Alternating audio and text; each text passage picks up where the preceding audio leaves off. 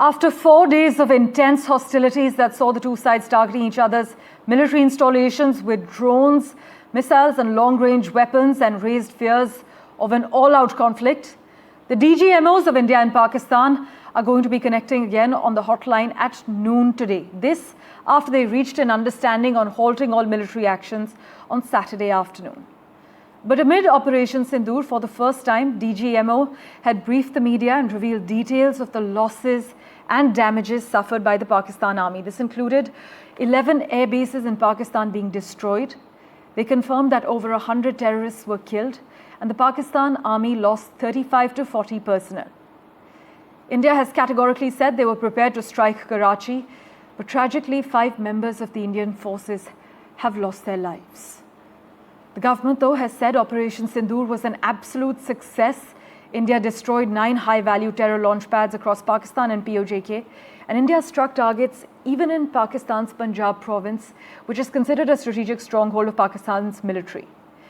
India struck its sensitive terror hubs such as Bahawalpur, as we've been extensively covering on NDTV, places which even the United States had not dared to send its drones. So with this, for the first time, India decisively rejected the distinction between terrorists and their sponsors, taking action against both. In fact, to take this further, we have with us on the broadcast at the moment, joining us, Defence Analyst, Lieutenant General S.L. Narasimhan. Also with us, Strategic Affairs Expert, Dr. Brahma Chelani. Gentlemen, thank you so much for making time for us this morning. Lieutenant General S.L. Narasimhan, to you first. We're talking about 9 terror camps hit, including ones in Pakistan's heartland like Bahawalpur. Sir, would you say this is the boldest signal yet that India no longer plays by the old rules? Good evening. Thank you for getting me on to your show. This is the 3rd time that we have struck targets in Pakistan. 2016 was first, 2019 was second, and this is the 3rd time we have gone across in a big manner. The objective that was laid down was to target the terror camps or terror establishments in Pakistan. 4 of them were in Pakistan and 5 of them were in Pakistan-occupied Kashmir. And this target has been achieved. And thereafter, the escalation was based on what Pakistan did. So if Pakistan did something, then we did a counteraction to that. That is the way the escalation kept going up a little bit. Now, since the ceasefire has been announced, I get a feeling that we have achieved whatever we aimed to achieve. And thereafter, I think we have gone in for this kind of a ceasefire. That is a message that we get from all the briefings and other things that we have received. And in addition, even after the ceasefire, the Pakistan armed forces were actually sending the drones as well as doing the artillery fire.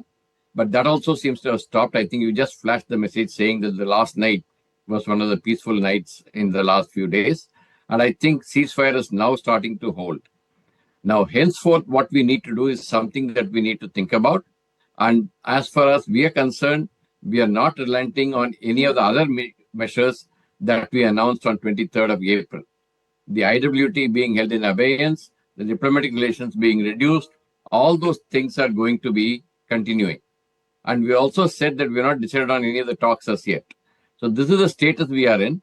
As far as military action is concerned, I think it has been stopped. But the other actions, what we are set to do, is still continuing. That is the way I see this. So as Lieutenant General Narasimhan is saying that we have achieved whatever we aim to achieve, Dr. Chelani, India has sent a message that terror and its backers are indistinguishable. But take us through the broader strategic ramifications of this posture, sir, especially in a nuclear neighborhood. India and Pakistan are not the only nuclear-armed countries involved in conflict. If you take the Ukraine war, the world's largest nuclear weapon states are locked in a dangerous confrontation for more than 3 years, a confrontation that threatens the very survival of humanity.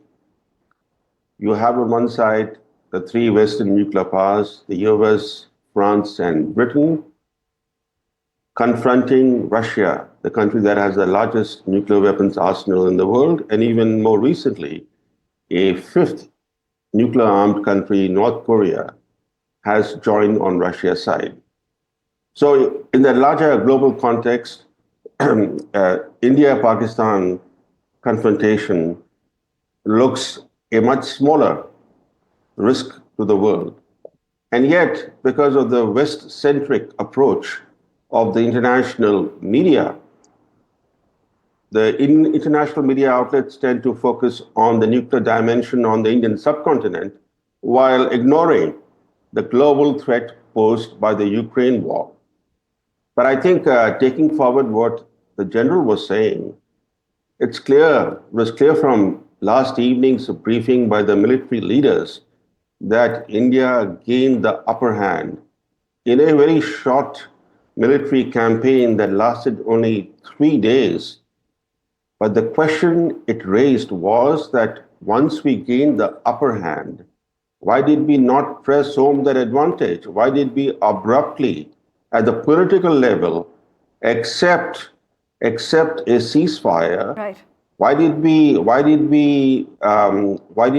allow the US to mediate and persuade us to accept a ceasefire? These are questions that need to be answered, because Absolutely. when you undertake a military mission, you need to take it to its logical conclusion. There has to be a definitive outcome of a military mission. Now, if you terminate a military mission before that tangible outcome, an outcome that the world can see, then what happens is that, and we're seeing that now, we are seeing rehyphenation of India and Pakistan. We are seeing how from Trump down, Western leaders now are talking about not the core issue of cross-border terrorism, but they are resurrecting Kashmir as the core issue that needs to be resolved in order to have peace on the subcontinent. In other words, they're singing from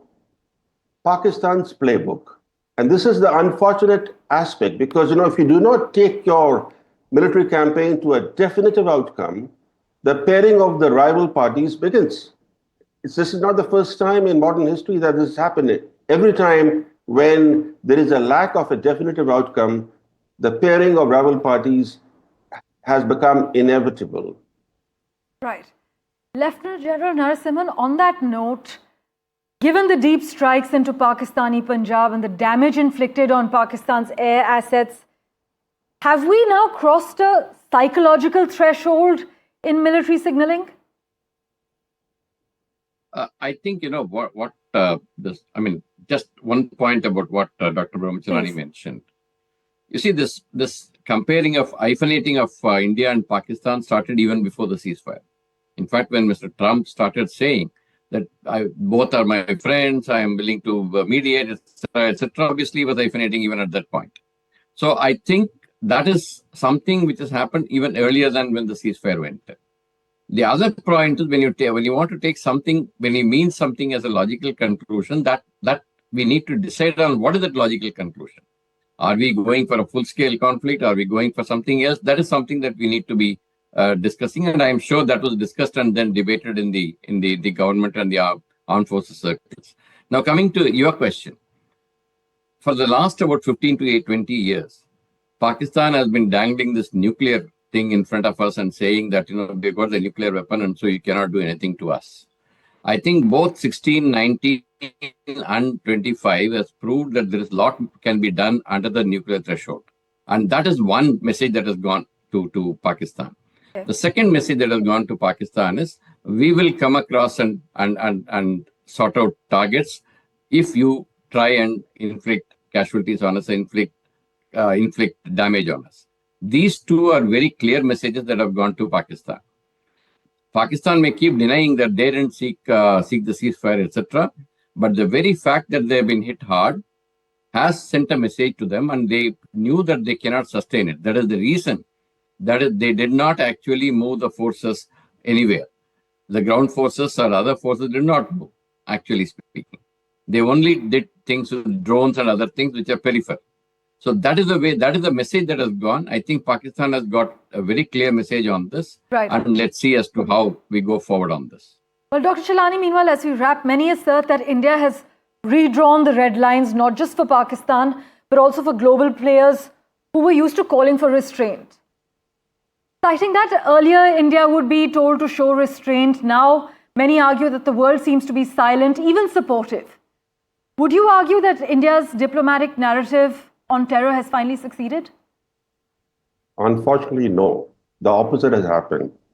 Before Operation Sindoor was launched, there were calls even from the US administration. For example, Marco Rubio publicly called on Pakistan to dismantle the terror networks that it may have on its soil. He said that Pakistan should arrest terrorists that it may be harboring. These were his words. After Operation Sindoor was prematurely terminated by India after just 3 days of operations, the US narrative now is, and this is clear from Trump's own language, he sees not cross-border terrorism as an issue. In fact, he is silent, totally silent on cross-border terrorism as the core issue, or even as an issue, not even an acknowledgement from Trump that the issue that caused military hostilities, cross-border terrorism, needs to be addressed. Instead, he says that he wants to mediate and help solve the Kashmir dispute. He's implicitly seeking to advance Pakistan's long-standing agenda. And this is the unfortunate part of it, because, and we have seen over decades now that when the Indian armed forces gain military edge in combat, at the political level, we squander that advantage. It happened in 1948, it happened in 1965, it happened in 1971, especially at the 1972 Simla conference. It happened in 1999 during the Kargil conflict, and it's happened again. Why is it that at a critical time when the Indian armed forces have demonstrated to the enemy and to the world and to the Indian public that they have gained the upper hand on the battlefield, then we abruptly halt operations, military operations, and accept an outcome that does not inflict clear humiliation on the enemy?